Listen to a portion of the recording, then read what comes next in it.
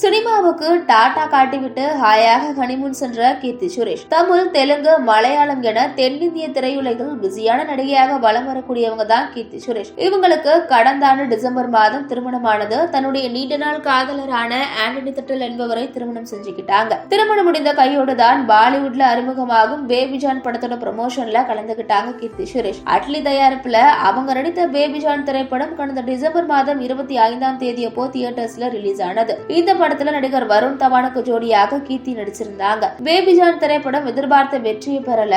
இந்த படம் பாக்ஸ் ஆபீஸ்ல 50 கோடி வசூலை கூட எட்டவில்லை. கடந்த ஆண்டு கீர்த்தி சுரேஷ் நடித்த படங்கள் எதுவும் பெரிதளவுல வெற்றி பெறாவிட்டாலும் அவங்களுடைய திருமணம் 2024ஆம் ஆண்டை கீர்த்தி சுரேஷிற்கு மறக்க முடியாத ஏரா மாற்றிச்சு அப்படின்னே சொல்லணும். பிரபலங்கள் அனைவரும் திருமணம் முடிந்ததும் வெளிநாட்டிற்கு ஹனிமூன் செல்வது வழக்கம். அந்த வகையில தான் கீர்த்தி சுரேஷும் தாய்லாந்தின் தன்னுடைய கணவர் ஆண்டனி தட்டலுடன் ஹனிமூன் கொண்டாட போயிருக்காங்க.